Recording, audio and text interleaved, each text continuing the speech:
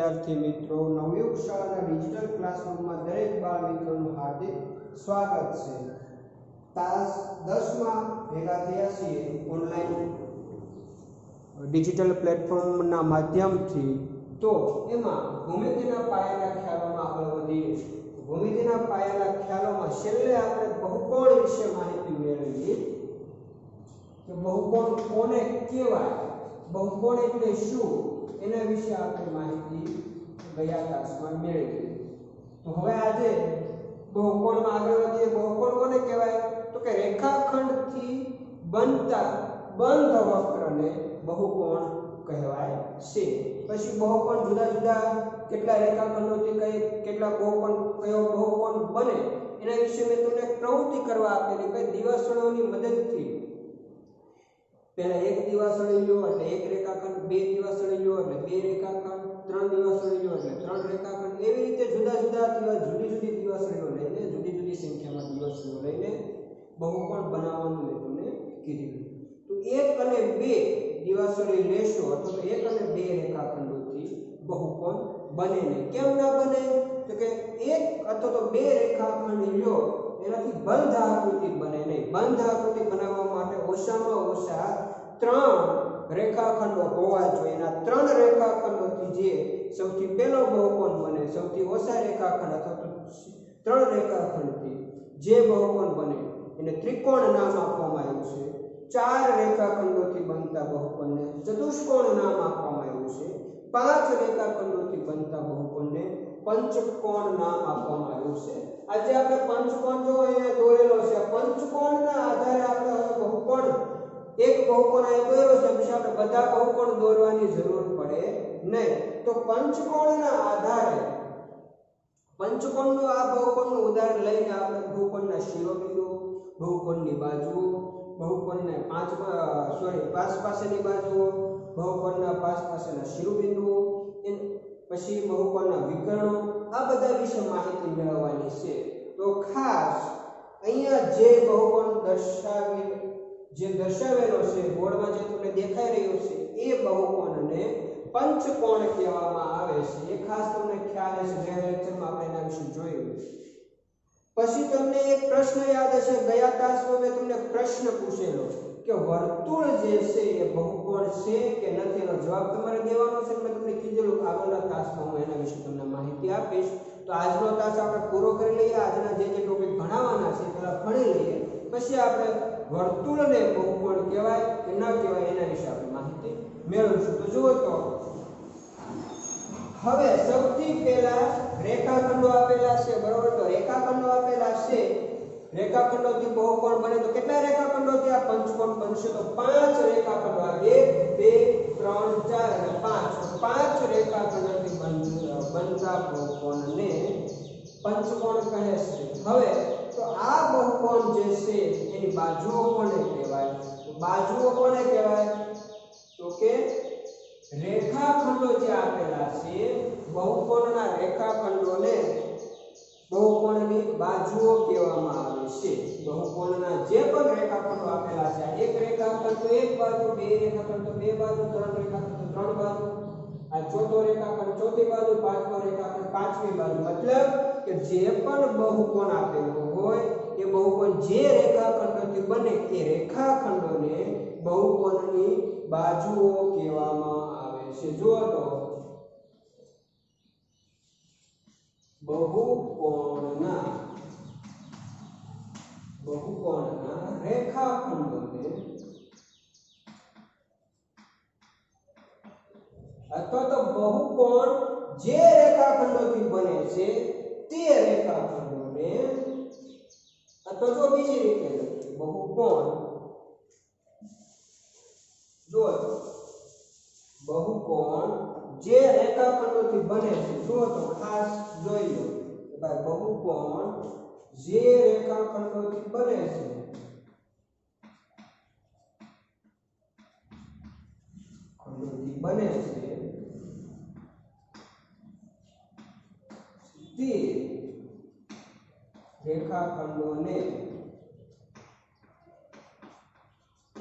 તે રેખાખંડોને બહુકોણની બાજુઓ કહેવામાં આવે છે।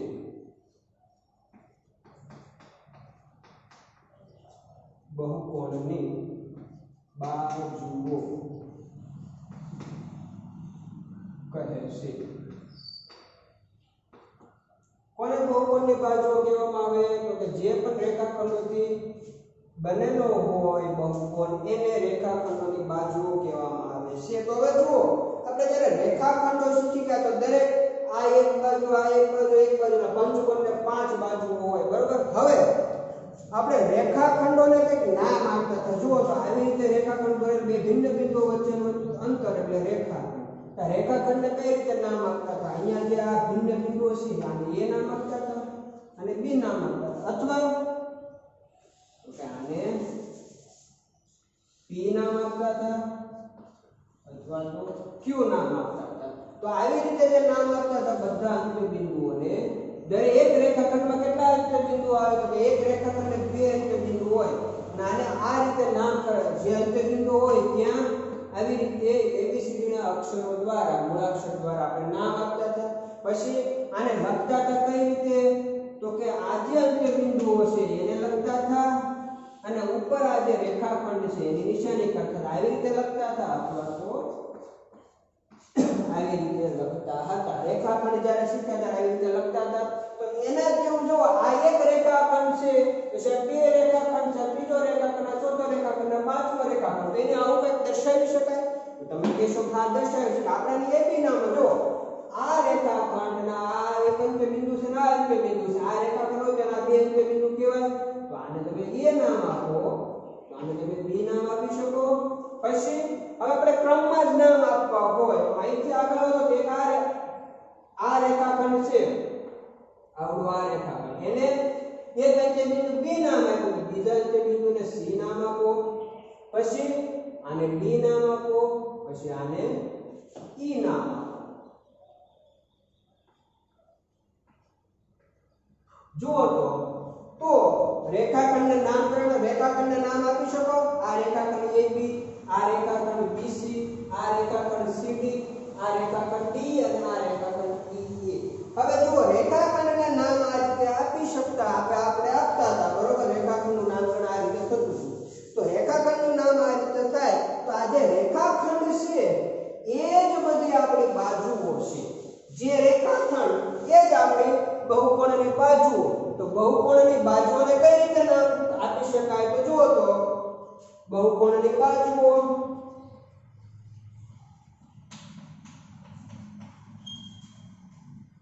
કઈ રીતે નામ આપશો? તો જેવી રીતે તમે મેં હમણાં જ ઉદાહરણ લીધું, જે રીતે તમે રેખાખંડોને નામ આપો એવી જ રીતે બાજુઓને નામકરણ થાય. તો પહેલી બાજુ AB, બરોબર. તો જો આ પહેલી બાજુ છે, એમાં શું કરતા હતા? અંત્ય બિંદુઓના મૂળાક્ષરો લેતા હતા. જે પણ રેખાખંડના અંત્ય બિંદુઓ હોય એના મૂળાક્ષર લેવાના, ઉપર રેખાખંડ દોરી નાખવાનો. તો રેખાખંડ બોલાય જો આને AB, ઉપર રેખાખંડ કઈ રીતે વંચાય અને વંચાય કઈ રીતે? રેખાખંડ AB આમ આપણે વાંચતા હતા. એ કેવી રીતે વાંચશું? રેખાખંડ AB વાંચશું તો એની પહેલી બાજુ એક બાજુ આની કઈ છે? રેખાખંડ AB. બીજી બાજુ કઈ? તો કે આ જે છે બીજી બાજુ, બરોબર. બીજી બાજુ BC, રેખાખંડ BC. હવે પછી આગળ વધો તો રેખાખંડ અહીંથી આમ આવે તો આ ત્રીજો રેખાખંડ, રેખાખંડ CA, રેખાખંડ CD, સોરી, રેખાખંડ CD. પછી આગળ વધો તો ચોથો રેખાખંડ, એનું નામ DE, રેખાખંડ. પછી પાંચમો રેખાખંડ EA.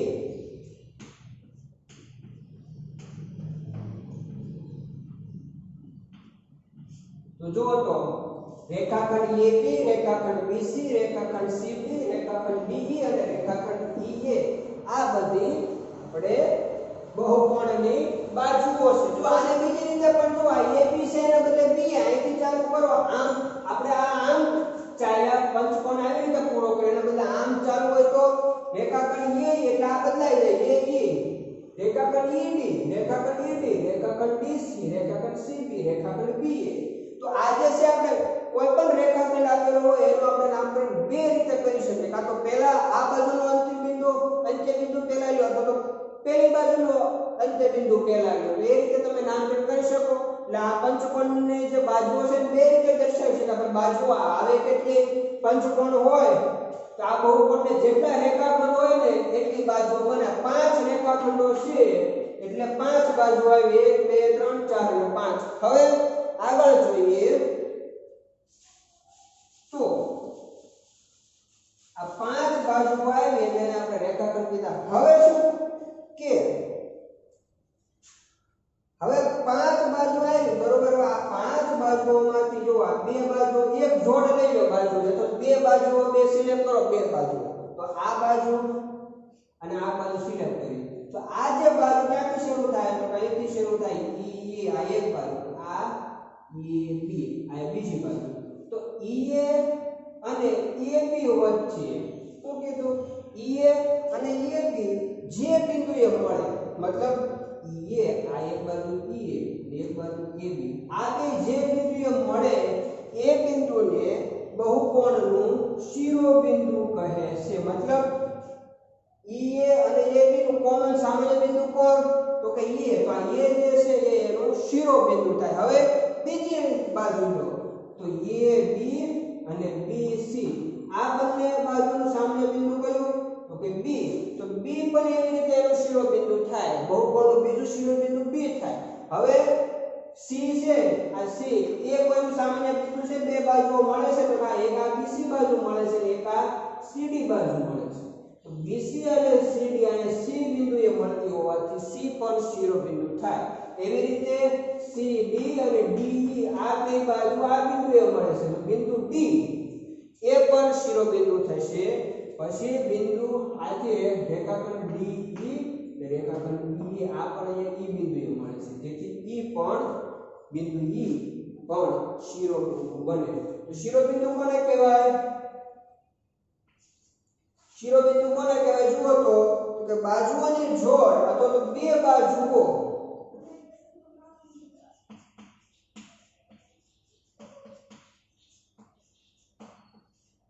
બાજુઓની જોડ અથવા તો બે બાજુઓ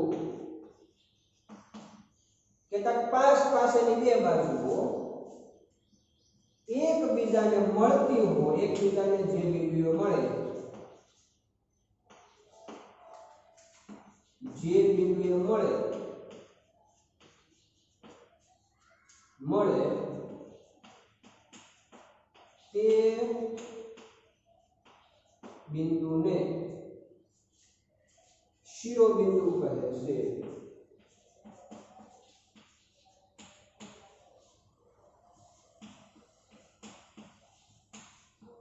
તો કેટલા શિરોબિંદુઓ છે જુઓ તો કે જ્યાં બે પાછળ આમ કરો તો બે બિંદુ જ્યાં બે બિંદુઓ મળતા હોય આ એક અને આ બે સોરી બે બાજુઓ મળતી હોય અહીંયા અને અહીંયા અને અહીંયા જ્યાં બે બાજુઓ મળતી હોય તે બિંદુઓને એક સામાન્ય બિંદુએ જ્યાં પણ બે બાજુઓ ભેગી થતી હોય તેને આપણે શિરોબિંદુઓ કહીએ છીએ. તમે શિરોબિંદુ કેટલા આવશે તો બધા જ આવે છે. અહીંયા પણ બે બાજુ અહીંયા પણ બે બાજુ મળે છે અહીંયા પણ બે બાજુ મળે આ બિંદુએ બે બાજુ મળે આ બિંદુએ પણ બે બાજુ મળે. તેથી જે પણ આપણે નામકરણ કર્યું છે એ બી સી ડી અને ઈ આ બધા શિરોબિંદુઓ છે આપેલા બહુકોણના. તો બિંદુ એ બિંદુ બી તો દર્શાવાય કઈ રીતે ટપકું અને અંગ્રેજી મૂળાક્ષર એવી રીતે આપણે બિંદુને દર્શાવશો તો શિરોબિંદુઓને પણ એવી રીતે દર્શાવાય. બિંદુ સી બિંદુ ડી તથા બિંદુ ઈ આપેલા બહુકોણના 5 શિરોબિંદુઓ છે. હવે શિરોબિંદુઓ તમને ખાસ ખ્યાલ આવી ગયો કઈ રીતે શિરોબિંદુઓ બને તો કે કોઈ પણ બે બાજુઓ અથવા તો બાજુઓની જોડ એક જોડ ને એટલે બે એક જોડ બાજુઓ લે એટલે બે બાજુઓ આવી જાય. તો બાજુઓની જોડ જો એકબીજાને મળે જે બિંદુએ મળે એકબીજાને જે બિંદુએ મળે તે બિંદુને શિરોબિંદુ કહે છે. તો ખાસ ખ્યાલ આવશે કે કઈ રીતે બાજુઓની જોડ મળે. જો આપણે શિરોબિંદુ જોયું પહેલા બાજુઓ જોઈ બાજુઓ કેટલી મળે આપેલા બહુકોણમાં તો પંચકોણ છે મળે, જેટલા રેખાખંડો હોય એટલી બાજુઓ મળે. એમ 5 રેખાખંડ હશે તો 5 બાજુઓ મળશે. અને બે બાજુઓ જે બિંદુએ ભેગી થતી હોય મળતી હોય તે બિંદુને શિરોબિંદુ કહે છે. હવે જુઓ, હવે આપણે આગળ વધીએ તો કે આ જે બિંદુ શિરોબિંદુ આપણે મળ્યું, આ શિરોબિંદુએ એક આ બાજુ ભેગી થાય અને આ બાજુ ભેગી થાય છે. તો આ બાજુ ભેગી થાય છે, આ બાજુ ભેગી થાય છે. તો આવી દરેક શિરોબિંદુએ જુઓ, આ પણ શિરોબિંદુ હોય તો આ બંનેનું કોમન શિરોબિંદુ કયું? સામાન્ય એટલે શિરોબિંદુ કયો અથવા તો સામાન્ય બિંદુ કયો? તો બી બસે અહીંયા BC એટલે તો CB બાજુ અને AB બાજુ આ એક સામાન્ય બિંદુએ ભેગી થાય છે. તો હવે એવી જ રીતે આ C બિંદુએ આ અને આ બે ભેગા થાય છે. D બિંદુએ આ બે બાજુ ભેગી થાય છે. E બિંદુએ આ બે બાજુ. મતલબ જો તમે બે બાજુ લખો, એક આ બાજુ લખો AB રેખાખંડ AB અને પછી આ રેખાખંડ BC. આ બે બાજુ લખી એમાં જુઓ તો કે વચ્ચે એક સામાન્ય પોઈન્ટ આવે છે, એટલે સામાન્ય બિંદુ છે, બંનેમાં આવતું હોય એવું. રેખાખંડ AB માં આવે, રેખાખંડ BC માં, એમાં વચ્ચે બિંદુ P સામાન્ય આવે છે. તો આવી રીતે કોઈ પણ બે બાજુઓ વચ્ચે એક બિંદુ સામાન્ય બિંદુ તરીકે આવતું હોય તો તે બે AB અને BC ને આ બે બાજુઓને કેવી બાજુ કહેવાય? તો પાસ પાસેની બાજુ કહેવાય. કે ભાઈ જે બે બાજુઓને સામાન્ય અંત્યબિંદુ હોય, અંત્યબિંદુ આમ ગણો તો અંત્યબિંદુ કહેવાય, તો બિંદુ કહેવાય. કે રેખાખંડ અંત્યબિંદુ કહેવાય. તો કે આ રેખાખંડ AB નો અંત્યબિંદુ તથા રેખાખંડ BC નો અંત્યબિંદુ બંને એ સામાન્ય અંત્યબિંદુ. સામાન્ય અંત્યબિંદુ એટલે બંનેના એક અંત્યબિંદુ કોમન કહેતા, સામાન્ય કહેતા કે એક સરખું હોય. AB નું એક અંત્યબિંદુ B છે, BC નું પણ એક અંત્યબિંદુ B છે. તો આ બે બંનેમાં આવે તો બંનેમાં આવતા હોય એમ હોય એટલે કે સામાન્ય, બંનેમાં આવતા એટલે સામાન્ય અંત્યબિંદુ કહેવાય અથવા તો કોમન અંત્યબિંદુ કહેવાય. તો સામાન્ય અંત્યબિંદુ આવતું હોય તો તે બાજુઓને બહુકોણની પાસ પાસેની બાજુ કે. હવે એવી રીતે જુઓ તો આ B લીધું, હવે C બિંદુએ તો કે C બિંદુએ પણ જો એક આ બાજુ મળે, એક આ બાજુ. C બિંદુએ જુઓ તો એક આ બાજુ અને આ બાજુએ આ જે છે સામાન્ય અંત્યબિંદુ થાય કઈનો? BC અને CD. હવે આગળ વધો જો, જે હું પહેલા તમને વ્યાખ્યા લખાઈ દઉં. જે બાજુ, જે બે બાજુ, જો બે બાજુઓની વાત છે હો, જે બે બાજુઓને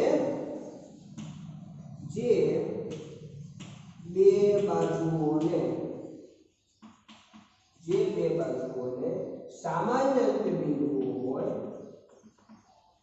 સામાન્ય અંત્યબિંદુ હોય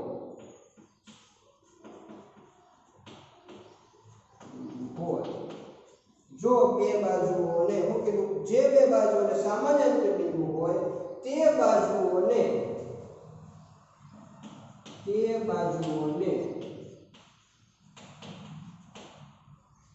બહુકોણની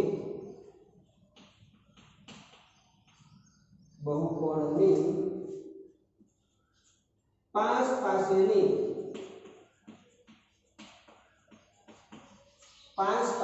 બાજુઓ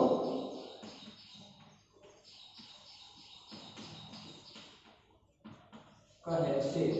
કહેતા કે જેને એક સામાન્ય બિંદુ હોય તો દરેક જોવાના બધા બિંદુ લઈ લો, બધે બે બાજુઓ મળે એક જ બિંદુ સામાન્ય. અહીંયા પણ જો પેલો એ લઈ લો તો અહીંયા બિંદુ એ સામાન્ય અંત્યબિંદુ એવી કઈ તો કે EA અને AB બરોબર. પછી તમારે જો લખવી હોય પાસ પાસેની બાજુઓની જોડ તો તમે લખી શકો. જુઓ તો પહેલા એક બિંદુ કોમન હોય તો બિંદુ એ સામાન્ય અંત્યબિંદુ હોય તો એની કઈ તો કે એક તો રેખાખંડ AB અને રેખાખંડ BE.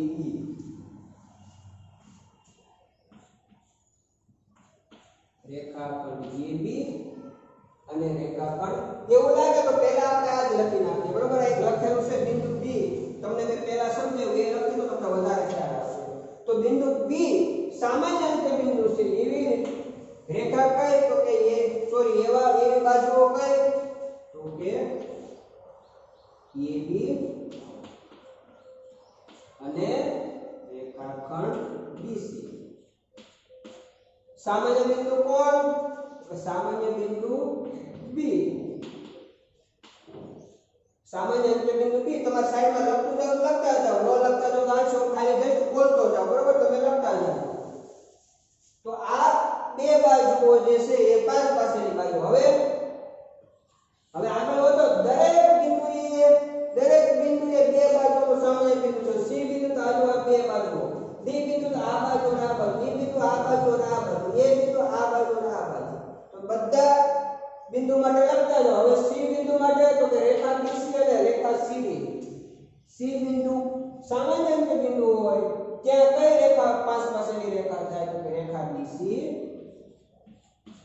અને રેખા CD. હવે આગળ વધો તો D બિંદુએ કઈ બે રેખાઓ D બિંદુ માટે બે રેખાઓ પાંચ પાસેની કઈ થાય મતલબ કે CD અને D માટે સામાન્ય અંત્ય બિંદુ કયું મળશે તો કે બિંદુ D. તો બિંદુ D સામાન્ય અંત્ય બિંદુ હોય એવી રેખા તો કે એ લખી નાખી ને BC અને CD. હવે તો કે D તો આમાં પણ CD આવશે તો રેખાખંડ CD બિંદુ D માટે અને રેખાખંડ B. હવે આગળ વધો ચોથું તો અહીંયા કયું બિંદુ સામાન્ય બિંદુ થાય આ બંને રેખા માટે B બિંદુ B. આ બંને માટે નામ યાદ હો નામમાં એક બિંદુ કોમન આવતું જો આમાં C બિંદુ C. હવે પછીના ત્રીજામાં બિંદુ D કે CD અને D માટે બિંદુ D એ સામાન્ય અંત્ય બિંદુ છે તેથી CD અને D ને પાંચ પાસેની બાજુઓ કહેવાય. હવે શોધો બિંદુ E લેવાનું છે તો અહીંયા કઈ રેખા આ બિંદુમાં કઈ રેખાઓ માટે સામાન્ય અંત્ય બિંદુ છે રેખા D અને રેખા E. રેખાખંડ આ તો બાજુ કહેવાય ને બાજુ આપણે કહીએ છીએ બરોબર રેખા નહીં. જો રેખા તમારે એક બે વખત મારે બોલાઈ ગયું છે તમારા મગજમાં એવું નથી નાખવાનું કે રેખાખંડ છે બરોબર. આ તો બાજુ કે તો બાજુ ED બાજુ ED અને બાજુ EE બાજુ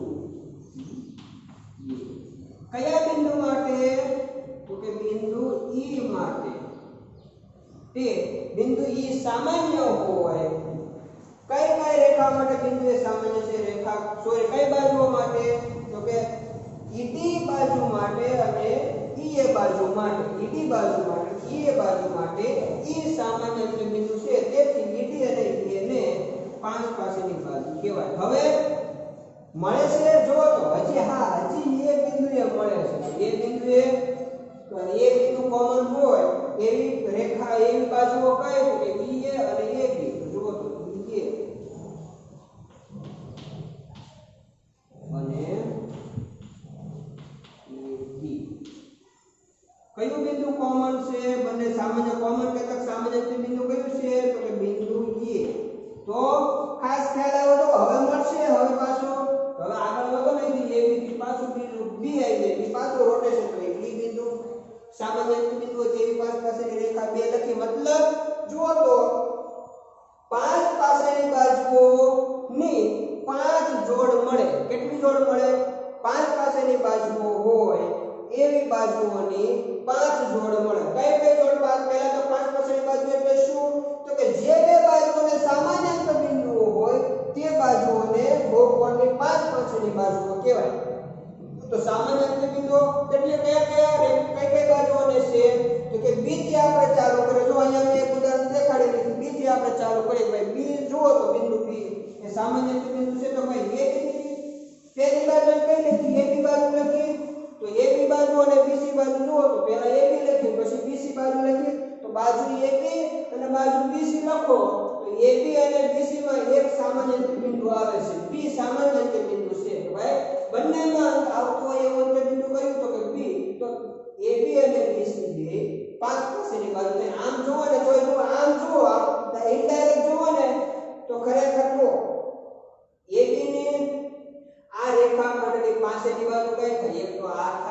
અને એક આ ખરેખર રિયલમાં એક આ થાય અને એક આ થાય પરંતુ જો હવે વ્યાખ્યા કરો બરોબર આની તો કે આની સાથે કોમન આજે એક રેખાખંડ તમે દોરો બરોબર હવે જો તમને વ્યવસ્થિત જે પણ વસ્તુ છે સમજાવું છું આ એકી રેખાખંડ છે બરોબર આ એક બાજુ છે અને પાછળની બાજુ તમારે શોધવી હોય તો કે તમારે સામાન્ય બિંદુ તો કે જો આ બાજુ સાથે પણ એક સામાન્ય બિંદુ આવે આ બાજુ સાથે પણ એક સામાન્ય બિંદુ આવે તો આ એકી બાજુ જે છે આ બાજુની બે સામાન્ય બિંદુઓ સોરી બે પાંચ પાસેની બાજુ બે આવે એબી ની પાસેની બાજુ એક બીસી આવે અને એક ઈ આવે તો આપણે એ આવે તો આપણે શું કરવાનું એક બાજુની લેતા જાઓ પહેલા એક બાજુ લેતા જાઓ અને છેક સુધી આવશો તો ઓટોમેટિક જો એબી ની બીજી કોઈ જોવાય એબી છે પહેલા એબી ને કઈ બાજુ લખી તો કે બીસી બિંદુ એ સામાન્ય બિંદુ છે અહીંયા તો કે અહીંયા બિંદુ એ સામાન્ય આવશે તો ઓટોમેટિક આખું જે છે સર્કલ પૂરું કર્યું ત્યાં જો આવી ગયું આ એબી ની બે બાજુ પાંચ પાસેની બે બાજુ કઈ થઈ એક તો બીસી થઈ તો એક પહેલો નંબર એબી ની પાંચ પાસેની બાજુ બીસી હવે કે એબી ની બીજી પણ પાસેની બાજુ હોય કઈ હોય તો કે આવ્યા એ તમે આકૃતિ પ્રમાણે જોવો તો એ ઈ પણ એની પાસેની બાજુ છે તો આને તમે પહેલા નથી લખતા પણ છેલ્લે જો ઈ એ લખીએ તો ત્યાં જો ઈ એ અને એબી પાંચ પાસેની બાજુ આપણે લખીએ કે ત્યાં બિંદુ એ સામાન્ય બિંદુ આવે છે તો એક બાજુથી તમે ચાલુ કરો જો અહીંથી આમ ચાલુ કરો અહીંયા સુધી પહોંચો તો દરેક જે બાજુ છે એને બે બાજુ જે છે એ પાંચ પાસેની બાજુ હોય એવી રીતે આપણે વ્યવસ્થિત ગોઠવણી કરતા જઈએ તો પાંચ પાસેની બાજુઓની પાંચ જોડ મળે જોડ કહું છું એક જોડમાં બે બાજુ હોય એટલે પાંચ જોડ મળે તો ખાસ ખ્યાલ આવશે કઈ રીતે આમ ચાલો બરોબર જો કાન આમ પકડો કે આમ પકડો કાન જ પકડાવવાના છે બરોબર તો આ જ એમાં લાગુ પડે છે કે ભાઈ અહીંથી આવી રીતે ચાલો તો અહીંથી આવી રીતે ચાલો પણ શું કે પાંચ પાસેની બાજુ બનાવવા માટે જે પણ તમે બે બાજુઓ લ્યો એ બે બાજુઓ વચ્ચે એક સામાન્ય બિંદુ આવવું જોઈએ કે એક બિંદુ બીજી વખત એક બિંદુનું પુનરાવર્તન થવું જોઈએ એના બદલે જુઓ તો આ બાજુ લો એક આ બાજુ લો એક આ બાજુ લો જુઓ તો એક એ બાજુ લીધી રેખાખંડ એ લીધો એક રેખાખંડ બીસી લીધો તો જુઓ તો એક આમ છે અને એક આમ છે તો આ જે રેખાખંડ છે અને આ રેખાખંડ એ તમે વિચારો પાંચ પાસેની બાજુ બનશે તો તમે કહેશો પાંચ પાસેની બાજુ આ થોડી બને કે આના બંને ભિન્ન બિંદુ આ એ ભિન્ન બિંદુ આ ઈ છે અને આ એ છે આ બી છે અને આ સી છે તો ભાઈ આના બે ભિન્ન બિંદુ અને આના બે ભિન્ન બિંદુમાં જે આના અંત્ય બિંદુઓ છે રેખાખંડ એ ના અને રેખાખંડ બીસી ના એના અંત્ય બિંદુઓ જે છે એકબીજાને એક સાથે મળતા પણ જો એક આના દ્વારા મળે છે પણ આ આકૃતિમાં જુઓ તો ભાઈ આની વચ્ચે અને આની વચ્ચે સામાન્ય અંત્ય બિંદુ નથી કહેતા કે અંત્ય બિંદુનું પુનરાવર્તન થતું નથી સામાન્ય અંત્ય બિંદુ નથી રેખાખંડ સામાન્ય છે જો અહીં રેખાખંડ આવે છે સામાન્ય મતલબ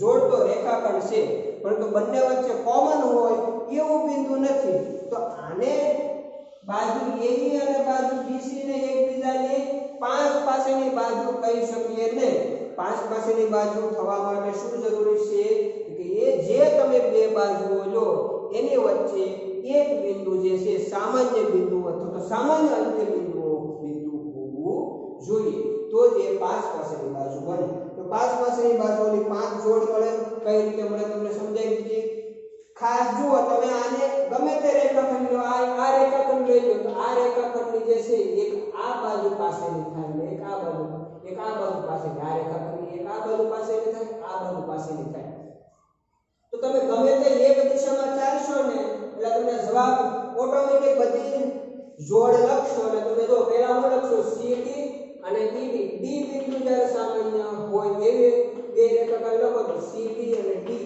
તો જો તો CD અને D પછી તો કે હજી તમારે આની એક બાજુ રહી એ ક્યાં આવશે જ્યારે E બિંદુ કોમન લેશે ત્યારે અહીંયા જો DE કહેતા કે DE લખો રેખાખંડ D લખો કે રેખાખંડ ED લખો બે રેખાખંડના સંદર્ભમાં એક સરખું છે. તો ઈડી અને ઈએ તો જો આ ઈએ એની બાજુ આવી ગઈ, મતલબ 5 એની 5 પાસેની બાજુ આપણે જોડમાં લખો તો આવી રીતે લખાય, બાકી બધી બાજુઓ આવી જાય, ખાલી બાજુનું પુનરાવર્તન ન થવું જોઈએ, એ ખાસ ધ્યાન રાખવાનું.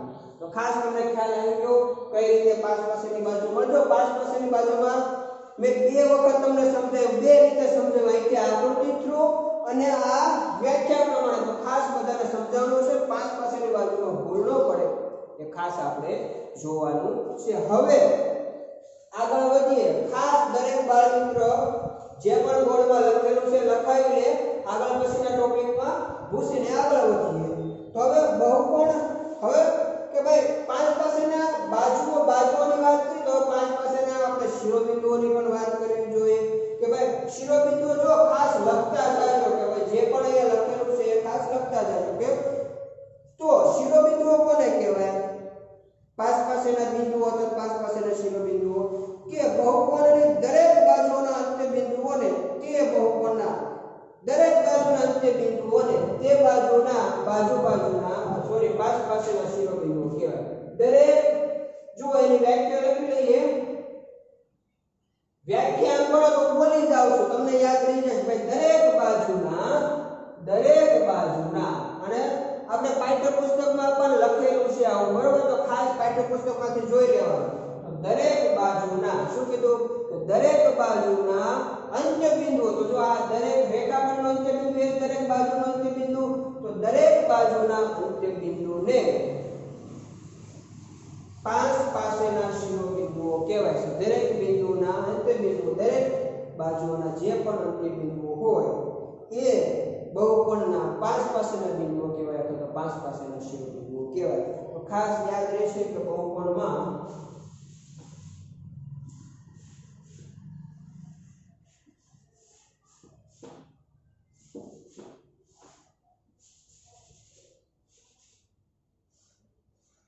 જો તો આગળ વધીએ. તો હવે જો આપણે બે વ્યાખ્યા બાકી રહી છે, ખાસ વચ્ચે વિડિયો સ્ટોપ કરીને લખી લેવાનું. તો આગળ વધીએ. તો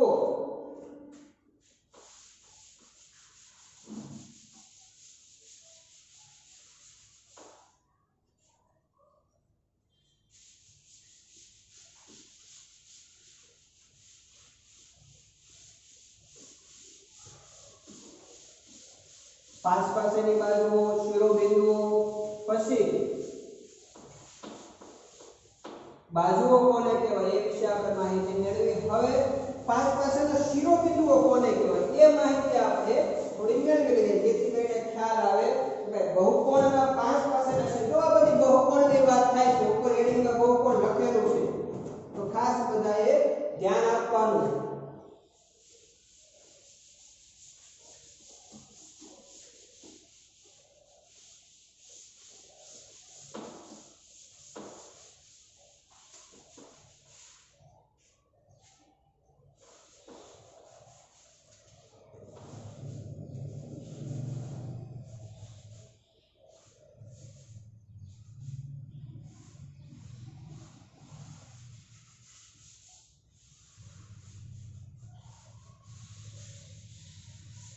જો તો બહુકોણ જે છે એનો એક આપણે બહુકોણ રાખીએ છીએ, થોડો ઘાટો થઈ ગયો છે. જો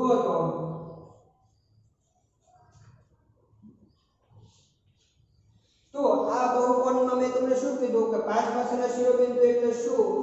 કે બહુકોણની દરેક બાજુઓના અંત્ય બિંદુઓને બહુકોણની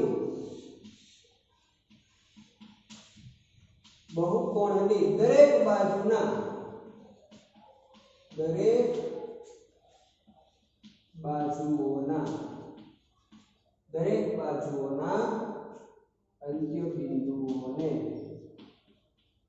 અંત્ય બિંદુઓને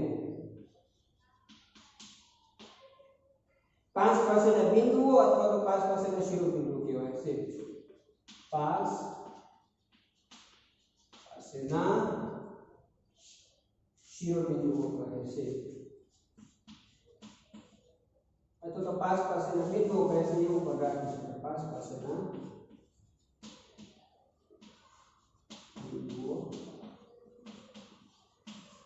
છે. તો જો તો ક્યાં ક્યાં આવશે? દરેક બાજુ લઈ લો. સૌથી પહેલા AB બાજુ લો. તો AB બાજુ લેશો તો કઈ રીતે બનશે? જો તો ખાસ ખ્યાલ રાખો કે કઈ રીતે બનશે કે ભાઈ બહુકોણની દરેક બાજુના અંત્ય બિંદુઓને તે બહુકોણના પાસ પાસેના બિંદુઓ કહે છે. ખાસ આપણે પાસ પાસેના બિંદુઓ કોને કહેવાય એના વિશે માહિતી મેળવવાની છે. તો તે અંત્ય બિંદુઓને દરેક બાજુના અંત્ય બિંદુઓને તે બહુકોણના પાસ પાસેના બિંદુઓ કહે છે. શું અહીંયા ખાલી એટલું લખ્યું? તે બહુકોણના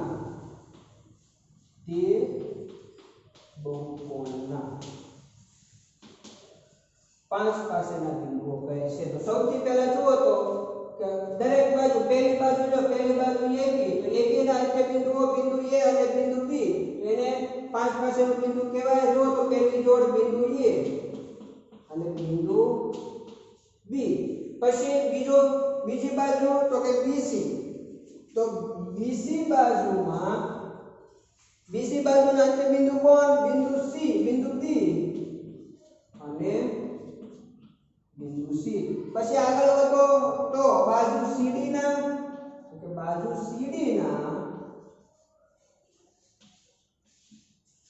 બિંદુ C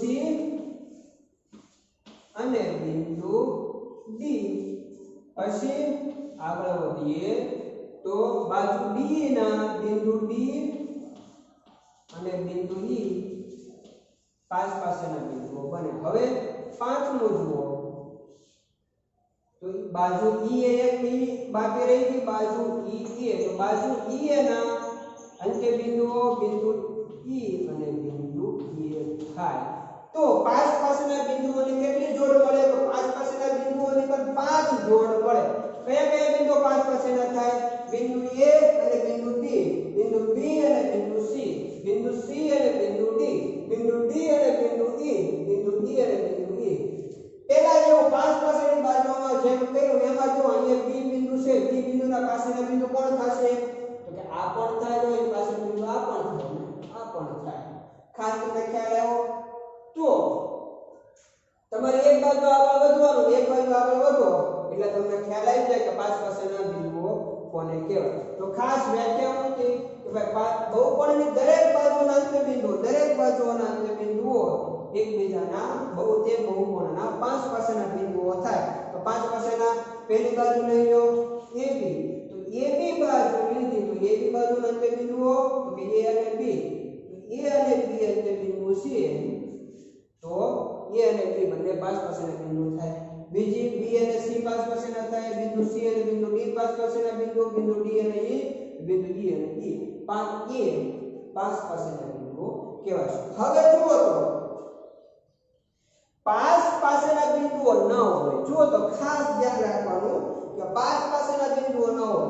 A નું પાસેનું બિંદુ બે થાય, એક આ થાય અને એક આ થાય. તો જુઓ તો A ના પાંચ પાસેના બિંદુ તમને પહેલો પોઈન્ટ લો આ A બિંદુ. A ના પાસેના બિંદુ કોણ થશે? A ક્યાં આવે છે? તો એક અહીંયા આવે છે. બિંદુ A નું એક બિંદુ પાસેનું બિંદુ B થાય છે, એક આ પાસેનું બિંદુ થાય છે, બીજું અહીંયા એક B આવે છે, એક E થાય છે, એક બિંદુ આ થાય છે. તો A ના પાસેના બિંદુ બે થાય, એક તો B થાય અને E થાય. તો હવે તો કે પાંચ પાસેના બિંદુ ન હોય તેવા બિંદુઓને જોડતા જે રેખાખંડ બને એને વિકર્ણ કહેવામાં આવે છે. એને જો તમે જોડો તો શું બને? તો કે એને વિકર્ણ કહેવામાં આવે છે. જુઓ તો કે આ પાસેનું બિંદુ તે સિવાયના બિંદુ જોડીએ. જુઓ તો જોડાણ કરતા આવડશે કઈ રીતે જોડાણ થશે? ખાસ જુઓ તો અહીંયા જો આપણે જોડાણ કરીએ આ બિંદુઓનું, તો જો આને બેને છોડી દેવાનું કે પાસેના બિંદુ છે, પાંચ પાસેના બિંદુ સિવાયના બિંદુ, તો જુઓ આને આપણે ડોટેડ લાઈન થી દર્શાવશું, બરોબર?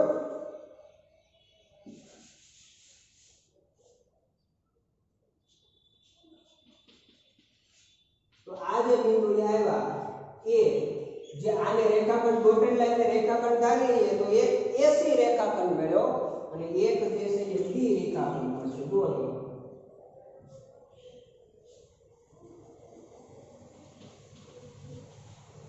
જુઓ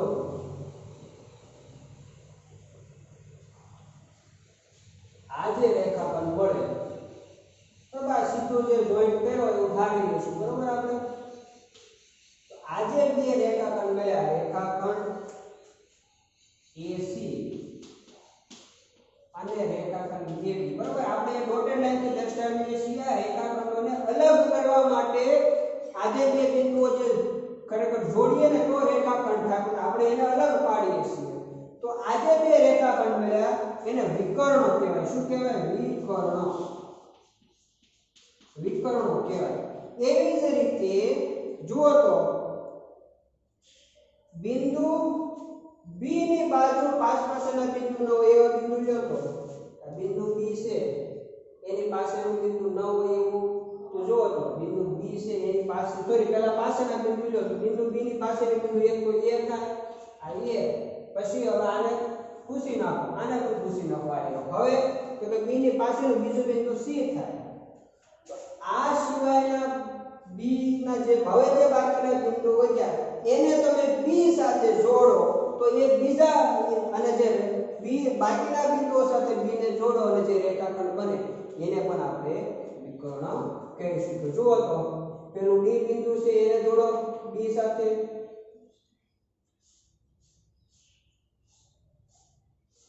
હવે તો કે હવે B ને E સાથે જોડો તો ખાસ ખ્યાલ આવશે તો આ અલગ દર્શાવવા માટે પહેલામાં ડોટેડ લાઈન નાની દર્શાવી આમાં મોટી દર્શાવી બરોબર હવે B સાથે જોડો અહીંયા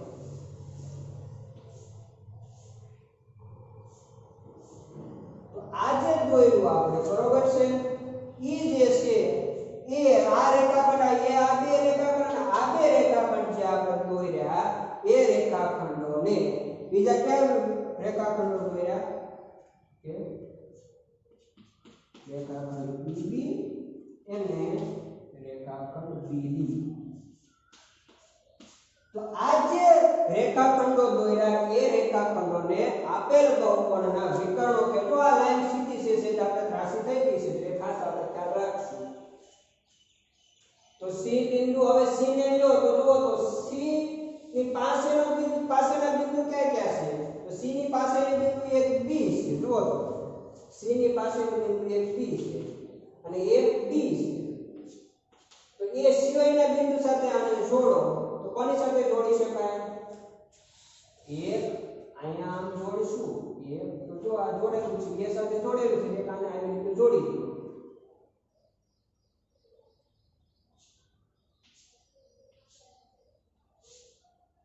આ જે જોડાણ થયું બરોબર E અને C તો એક કયું એક તો કોમન એક આપણે આવી ગયું કયું આવી ગયું C ને કોની સાથે E સાથે જોડેલો એ તો E સાથે જોડેલું છે તો બાકી કયું EC તો એક રેખાખંડ EC EC જે છે એ પણ આપેલ બહુકોણનો વિકર્ણ છે હવે આગળ વધો તો બિંદુ D છે ને એના વિકર્ણો તમે જુઓ તો બિંદુ D કોની સાથે પાસેના બિંદુ કયા તો કે એક E અને એક પાસેનું બિંદુ C તો પાસેના ન હોય એવા બિંદુ સાથે આ D બિંદુને જોઈન્ટ કરો તો જો આ તો આપણે ઓલરેડી દોરાઈ ગયો આ એક આવે ને આ એના ઈ આવે છે બરોબર હવે પાછા બિંદુ E પાસે જાઓ તો બિંદુ E પાસે જા તો E પાસે જા તો E ના પાસેના બિંદુ કોણ તો આ D અને આ E તો એને બાદ કરો તો E ને જો બીજા બે બિંદુ સાથે જોડેલો છે કેટલા વિકર્ણો મળે જુઓ તો 5 વિકર્ણો મળે આ 1 આ 2 આ 3 4 અને 5 વિકર્ણો મળે બરોબર તો ખાસ શું કીધું મેં વ્યાખ્યા શું લખાવી વ્યાખ્યા લખી લો વિકર્ણ એટલે શું તો કે 5 પાસે ન હોય 5 પાસે ન હોય તેવા બિંદુઓને જોડતા રેખાખંડને વિકર્ણ કહે છે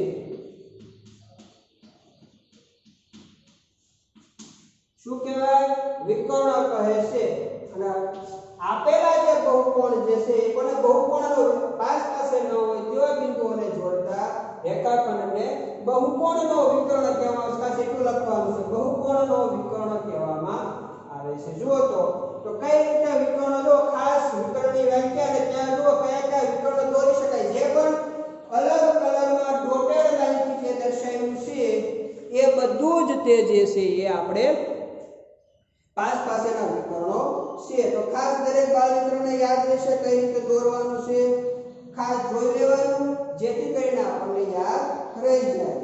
તો ખાસ વિકર્ણો કોને કહેવાય એ બધું યાદ રહી ગયું હશે. હવે આગળ વધીએ તો